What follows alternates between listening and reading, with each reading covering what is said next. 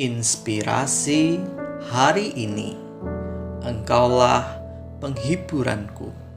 2 Korintus 1 ayat 3 dan 4. Terpujilah Allah, Bapa Tuhan kita Yesus Kristus, Bapa yang penuh belas kasihan dan Allah sumber segala penghiburan, yang menghibur kami dalam segala penderitaan kami, sehingga kami sanggup menghibur mereka yang berada dalam bermacam-macam penderitaan dengan penghiburan yang kami terima sendiri dari Allah. Kisah 2 orang pasien dirawat dalam sebuah kamar rumah sakit. Pasien A menderita penyakit paru-paru kronis, menempati ranjang dekat jendela. Setiap siang, ia diperbolehkan duduk 1 jam untuk mengeringkan cairan di paru-parunya. Sementara pasien B harus berbaring sepanjang waktu akibat penyakit saraf punggung. Pasien A selalu menceritakan apa saja yang dilihatnya di luar kepada pasien B. Ia menceritakan sesuatu yang indah kepada rekan sekamarnya.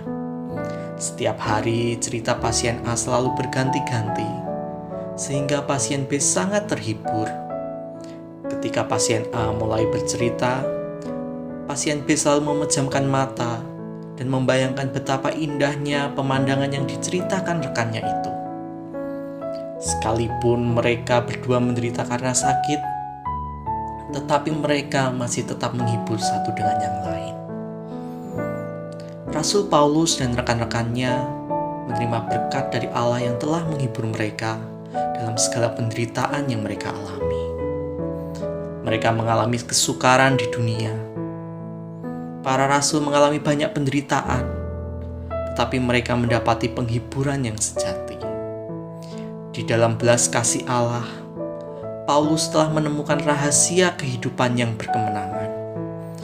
Allah sendiri yang menjadi sumber penghiburannya. Di tengah situasi penderitaan yang ia alami, justru tidak membuat keadaannya semakin buruk, melainkan ia mampu berdampak positif, yaitu menghibur jemaat Tuhan. Karena Paulus memahami arti penghiburan yang Tuhan berikan, ia juga meyakini bahwa Allah menyediakan penghiburan dan kekuatan yang ia perlukan dalam setiap penderitaan. Ia tidak menjadi lemah, tetapi justru mengalami penghiburan yang semakin melimpah dari Kristus. Kunci kita melihat sebuah penderitaan adalah ketika kita melihat pribadi dan karya Tuhan kita Yesus Kristus. Ia menderita demi manusia yang dikasihinya. Ia membayar dosa manusia dengan darahnya yang tercurah, dengan tubuh yang hancur. Dan dalam akhir hidupnya, Yesus menyatakan bahwa ia telah mengubahkan kutuk menjadi berkat dan memberikan janji penghiburan di setiap penderitaan. Keputusan hari ini, pengharapan kami akan kamu adalah teguh, karena kami tahu bahwa sama seperti kamu turut mengambil bagian dalam kesengsaraan kami, kamu juga turut mengambil bagian dalam penghiburan kami. Amin. Tuhan Yesus memberkati.